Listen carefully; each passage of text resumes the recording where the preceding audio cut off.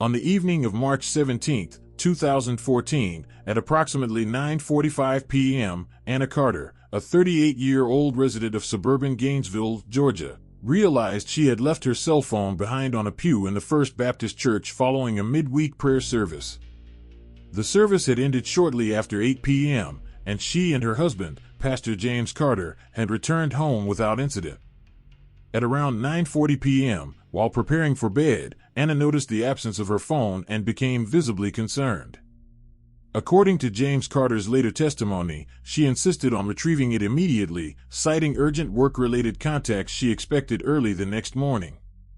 She dressed quickly, told him she would be back within 15 minutes, and left their home driving a silver 2009 Ford Taurus. She did not take her purse, only her car keys and house key. That was the last confirmed moment she was seen alive. At 6:12 a.m. the next morning, James Carter awoke alone in bed and noticed his wife had not returned. He reportedly assumed she had either gone to visit a friend or stopped somewhere to charge her phone. After attempting to call her repeatedly with no success, each attempt going directly to voicemail, he began contacting members of the congregation and neighbors. By 7:40 a.m., he called 911 to report her missing, stating, "My wife left home last night around 10 p.m. to retrieve her phone from the church and never returned. I've tried everything, something's wrong." The dispatcher noted his voice was calm but strained. Within 30 minutes, a missing person report was officially filed with the Hall County Sheriff's Department. A BOLO, be on the lookout, was issued for Anna's vehicle. Officers were dispatched to the church grounds and surrounding roads to begin an initial search. Surveillance systems in the vicinity were identified for possible review. No signs of forced entry were immediately found at the church, which was locked at the time of inspection. The last known location of Anna Carter's phone, determined through carrier triangulation, placed it within a 3-block radius of the church at approximately 10:17 p.m. the previous night. Investigators noted that this timeline was consistent with the expected travel time between the Carter residence and the church. At this early stage, no signs of struggle, witnesses, or clear leads were available. However, concern among officers began to escalate due to the precise and narrow time window in which Anna Carter appeared to have vanished. By 12 p.m. on March 18, less than 30 hours after Anna Carter was last seen, investigators from the Hall County Sheriff's Department expanded their active search to the area surrounding First Baptist Church. A coordinated search operation was initiated, involving patrol units, a K-9 tracking team, and drone reconnaissance to cover surrounding terrain. The church building was found locked and secured. No signs of forced entry or tampering with locks were observed. However, several partial footprints were noted in the soft soil near the rear entrance, and officers marked them for forensic analysis. During the expanded sweep of a 2-kilometer radius, at approximately 12:47 p.m., 2 officers discovered a homeless man known locally as Vernon Shaw, age 56, sheltering under a drainage culvert 1 block east of the church. Shaw was in possession of a black Samsung smartphone with a cracked screen and no protective case.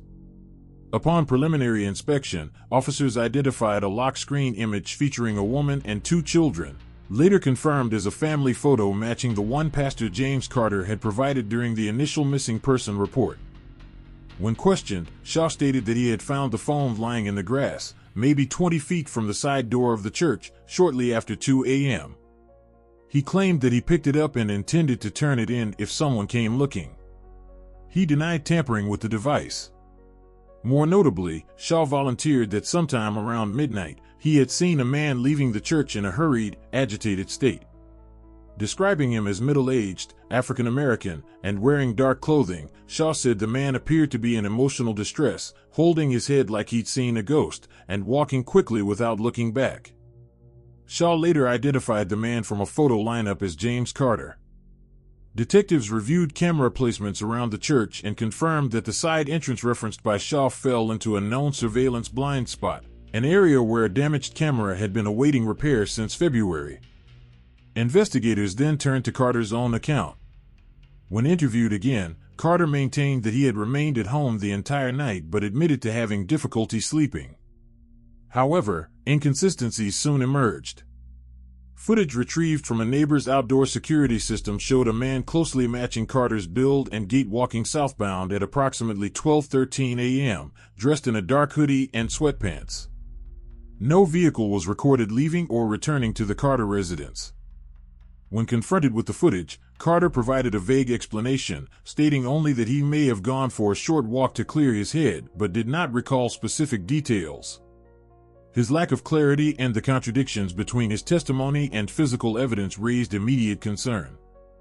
Investigators filed a motion for judicial intervention, and by late afternoon, a judge authorized a temporary restriction on Carter's movement.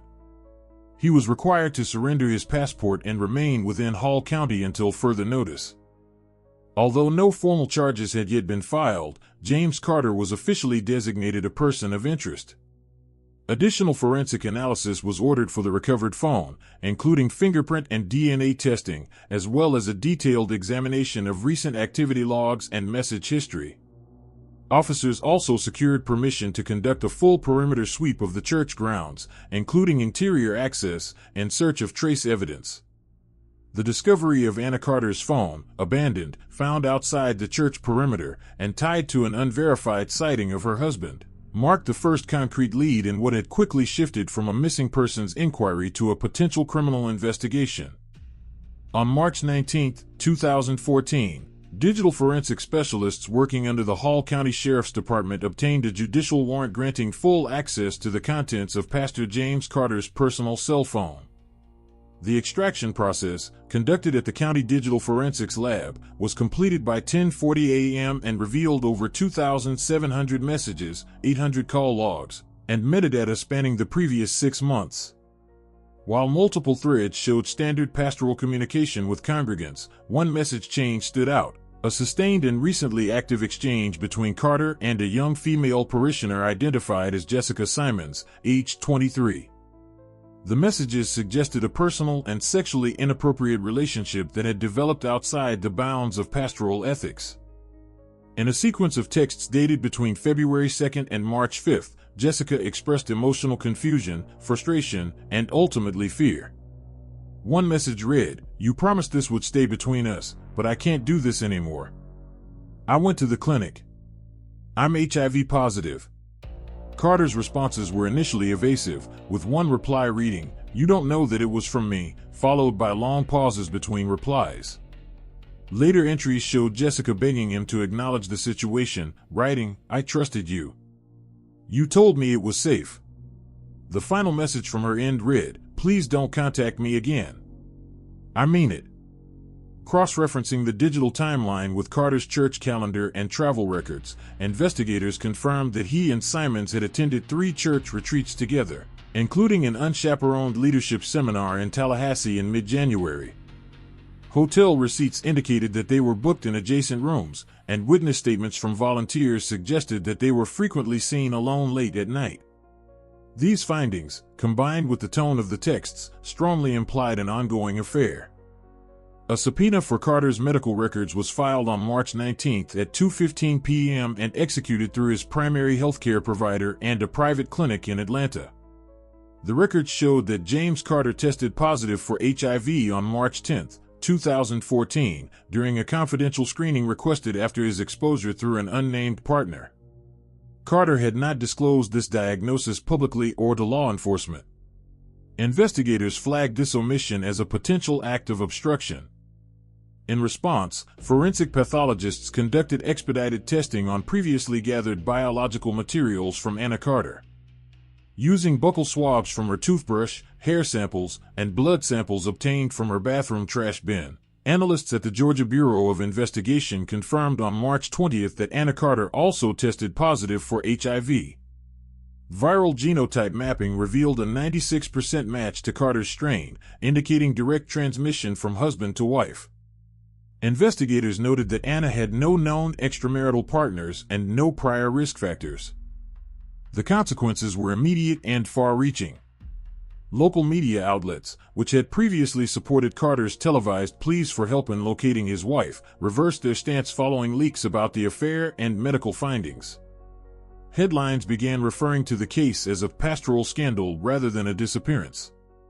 Community trust in Pastor Carter crumbled.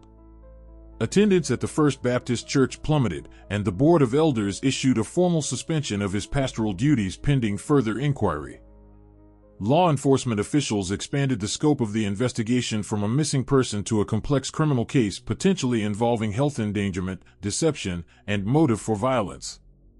With moral credibility damaged and new evidence pointing to secret relationships, exposure, and betrayal, the foundation of Carter's personal and professional life began to erode rapidly. Investigators now considered whether the exposure and fallout from the affair had played a direct role in the disappearance and presumed death of Anna Carter. On the morning of March 22, 2014, at approximately 10:18 a.m., 3 licensed hunters, Michael Grant, Elias Rodriguez, and Sean Dillard, reported a suspicious, seemingly abandoned vehicle deep within the Blackwater Forest Preserve, a 1,200-acre wooded tract located roughly 12 kilometers northeast of Gainesville city limits. The men had entered the preserve through a gated fire trail to scout game trails ahead of the spring turkey season. While moving along an unpaved utility path, they noticed a silver 2009 Ford Taurus hidden behind a dense cluster of pine limbs and covered with camouflaging brush, suggesting an intentional effort to conceal the vehicle from aerial or roadside visibility. After verifying the license plate and cross-referencing the missing persons bulletin issued 5 days earlier, dispatch confirmed that the car was registered to Anna Carter.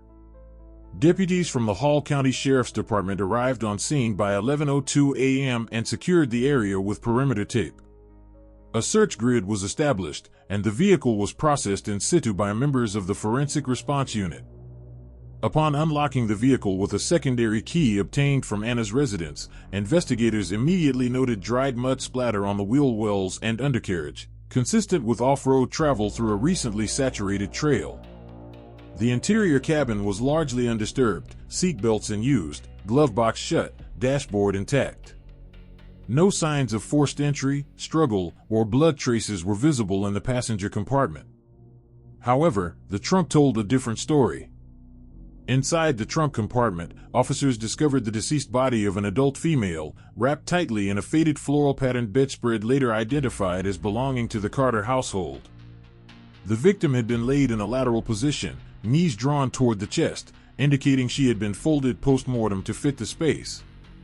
The smell of decomposition was minimal due to cool temperatures and recent rainfall. Rigor mortis and lividity suggested death had occurred approximately 4 days prior. A state-issued ID card in the back pocket and a gold wedding band bearing an inscription of the Carters' anniversary date corroborated the initial identification. Confirmation was made later that evening through dental comparison by the Hall County Coroner's Office. The body was that of Anna Carter. A preliminary autopsy performed at 7:45 p.m. reported a single stab wound to the upper left chest, approximately 4.3 inches deep. The angle of entry and muscle penetration indicated a downward thrust, suggesting the assailant was of equal or greater height than the victim and that the attack occurred face-to-face. No signs of defensive wounds were documented, supporting the theory that the attack was sudden or that the victim was caught off guard. Toxicology results were negative for drugs or alcohol. Crime scene technicians recovered latent fingerprints from the exterior driver's side door handle and interior rear window. These were sent to the Georgia AFIS database and returned a match to Jessica Simons within 4 hours. Additional trace materials included auburn hairs and blue polyester fibers embedded in the front seat cushion. Forensic analysts cross-referenced the fibers with a windbreaker jacket Jessica Simons had worn during a youth ministry trip on March 2. Photographs and fabric samples confirmed the match. Also collected at the scene were a partial footprint in the mud near the trunk, estimated women's size 8, matching Simons's size, and impressions on the front seat indicating recent use despite the car's stationary state. Soil samples were lifted from the floor mats for further analysis. By 8 p.m. that evening, law enforcement had compiled sufficient forensic, digital, and testimonial evidence to escalate the case. James Carter, already a person of interest, was officially upgraded to primary suspect due to inconsistencies in his statements and the discovery of material evidence linking his device and location to both women. He was taken into custody without incident from his home in the presence of 2 sheriff's deputies. His rights were read, and he was transported to the Hall County Detention Center for processing and further interrogation. The discovery of Anna Carter's body transformed the public perception of the investigation. Media coverage intensified, and local networks interrupted programming to broadcast the recovery site footage. Community response was polarized. Some congregants called for calm and prayer, while others condemned the church leadership's silence. For detectives, the discovery of the vehicle, the body, and the forensic connections marked a crucial turning point, one that shifted the case from speculation to hard evidence, and from grief to the pursuit of accountability. On March 23, 2014, detectives received the finalized footage retrieved from the surveillance system mounted at the rear entrance of First Baptist Church. The security system had recorded approximately 8 hours of footage between the evening of March 17 and the morning of March 18. While the church's side and main entrances were temporarily offline due to a system upgrade scheduled for later that month, the rear entry camera remained operational. At timestamp 23 hours 52 minutes and 14 seconds, the footage showed a lone female figure approaching the back door. Despite low lighting and some distortion due to rain droplets on the lens, video enhancement software applied by the GBI's Digital Forensics Lab clarified several visual identifiers. The subject appeared to have shoulder-length auburn hair, a light blue windbreaker jacket with a torn left cuff, black jeans, and white sneakers. Her posture, walking pattern, and physical proportions matched previously documented footage of Jessica Simons from church youth events. In frame 3781, she was seen unlocking the rear door with what appeared to be a key, an item later confirmed to have been issued to her during her volunteer service as a youth coordinator. Investigators noted that once inside, no visual record showed her exiting the building in the hours that followed. There was no movement at that entry point again until 12:13 a.m., when James Carter was partially captured walking toward the building before exiting the same door 3 minutes later without re-entering. The next day, March 24th, detectives formally detained Jessica Simons for questioning. With legal counsel present, she was shown still images and motion playback from the surveillance footage, as well as copies of phone records linking her presence to a text message received from James Carter's phone. At first, Simons denied knowledge of any wrongdoing, claiming she had simply gone to the church to talk things through. However, as investigators presented her with forensic evidence, including fingerprints found on Anna Carter's vehicle and the confirmed match of her clothing fibers to traces in the Taurus, her demeanor shifted. During the third hour of interrogation, she began to cry and asked for a break. Upon returning, she provided a partial confession. According to the signed transcript of her statement, Simons claimed she had received a text at 8:19 p.m. on March 17 reading, "Meet me at the church after 11. We need to talk. Just you and me." The message was sent from James Carter's phone, a device she was familiar with. Simons stated she initially hesitated but ultimately interpreted the message as an invitation to resolve lingering emotional issues. She insisted she had not spoken directly to James that day. When questioned separately, Carter denied sending the message. When presented with the outgoing message on his own device, he appeared visibly unsettled and reportedly stated, "I didn't write that. I never picked up my phone again after dinner." Forensic analysis of the device log revealed that the message had indeed been composed and sent from Carter's phone at 8:20 p.m. on March 17. Location data placed the phone at the Carter residence at the time of sending. Investigators then noted that Anna Carter had left the home shortly after this timestamp to retrieve her own phone from the church. They developed a working theory that Anna, having discovered the affair and possibly accessed James's phone during a moment of inattention, sent the message herself in an attempt to lure Jessica Simons into a confrontation. James Carter later admitted during questioning that upon noticing an outgoing message he did not recall sending, and with his wife absent and unreachable, he became concerned. Around 12 a.m., he left his home on foot and headed toward the church. Witnesses in the neighborhood and camera footage from a nearby property confirmed his presence near the church around 12:10 a.m., visibly distressed and moving quickly. Jessica Simons's partial confession, acknowledging her presence, the unexpected confrontation, and her belief that she was meeting James, marked a critical shift in the investigation's focus. No longer a case framed solely around Carter's motives, the narrative now included an escalating emotional triangle driven by secrets, misdirection, and fear. Simons did not yet admit to violence, but her statement placed her at the scene within the time frame of Anna Carter's estimated time of death. Investigators now began assembling psychological profiles, examining motive, and preparing for further confrontation of facts. What remained unclear was how the situation spiraled from a summons into tragedy, and what exactly took place behind the locked doors of the sanctuary that night. During the extended interrogation conducted on March 25, 2014, Jessica Simons provided a fuller and more emotionally charged account of the events that transpired inside First Baptist Church on the night of March 17. According to the official transcript, Jessica described arriving at the church at approximately 11:56 p.m., entering through the rear entrance with a key previously issued to her during her volunteer tenure as a youth ministry assistant. She expected to find Pastor James Carter waiting for her, based on the message she had received from his phone earlier that evening. Instead, she encountered an atmosphere of eerie silence broken only by the creak of old wooden pews and distant wind through the stained glass windows. Within minutes of stepping into the sanctuary, dimly lit by a few overhead security lights, Jessica saw a shadowed figure step forward from the edge of the pulpit. It was Anna Carter. According to Jessica's statement, Anna appeared visibly distraught, her breathing erratic, with tears on her face and a large kitchen knife clutched in her right hand. Her tone oscillated between grief and rage. Jessica stated that Anna began yelling, accusing her of destroying her marriage, infecting her with a disease, and tearing apart a family. Words like liar, homewrecker, and you deserve to die echoed off the church walls. Jessica said she backed away instinctively, pleading with Anna to let her go, but Anna advanced, blocking the aisle. What ensued, as Jessica described, was a sudden lunge from Anna. Jessica reacted by grabbing Anna's wrist, and a physical struggle ensued. The knife fell between them during the scuffle.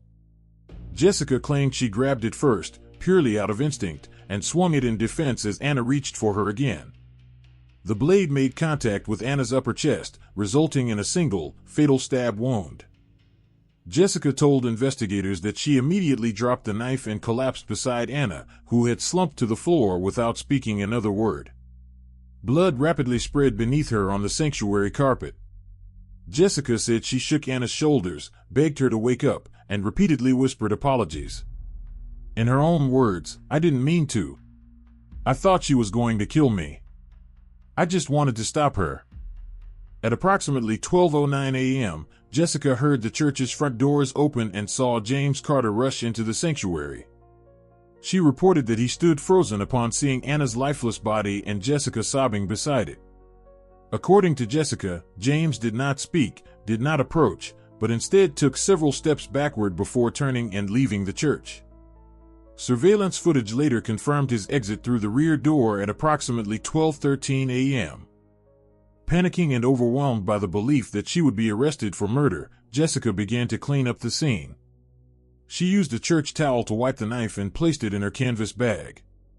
She then attempted to move Anna's body, dragging it toward the back exit with difficulty. Outside, she opened the trunk of Anna's parked Ford Taurus, maneuvered the body inside, and covered it with a fleece blanket taken from a children's playroom in the church basement.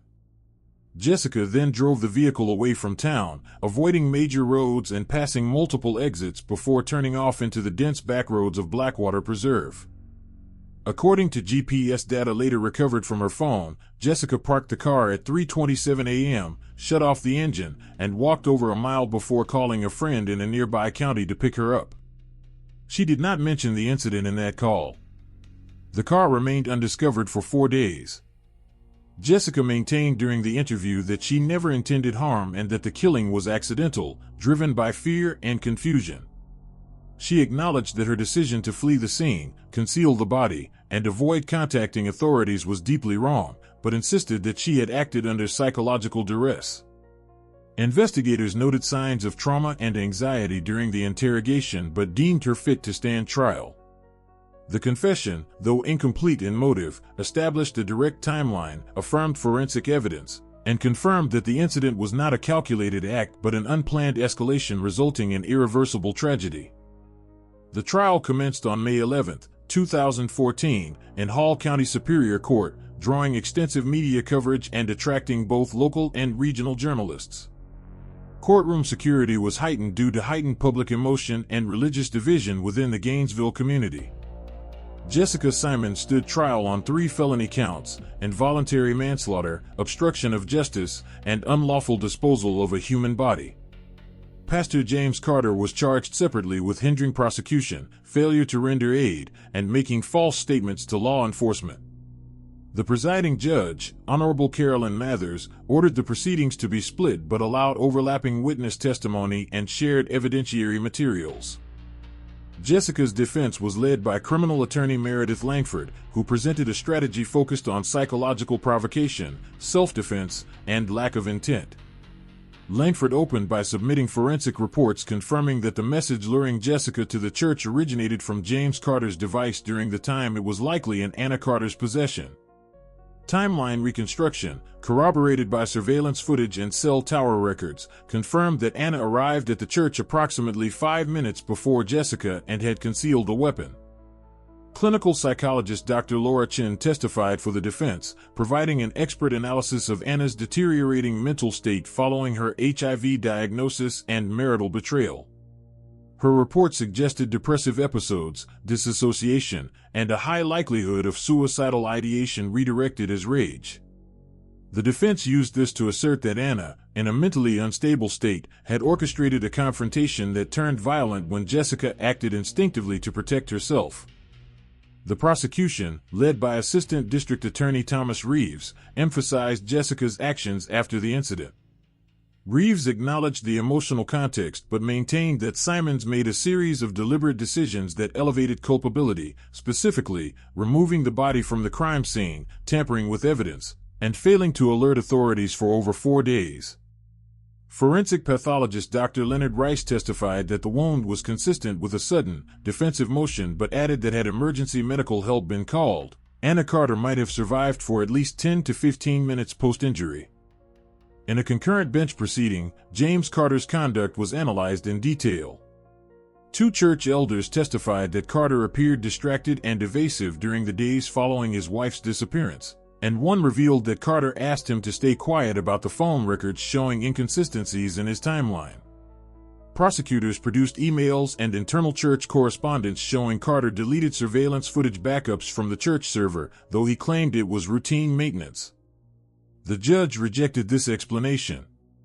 On May 19, the jury returned a verdict after 6 hours of deliberation. Jessica Simons was acquitted of murder but convicted of involuntary manslaughter and obstruction. She was sentenced to 3 years in state prison with no eligibility for parole during the first 18 months, citing the severity of her post-incident concealment. In the bench ruling for Carter, the court found him guilty on all counts, citing moral negligence and intentional deception. He received a 2-year custodial sentence with no suspended term. Neither defendant filed for appeal. During sentencing, the courtroom remained solemn. The Carter family declined to make a victim impact statement, and no representatives from Jessica Simons' family were present.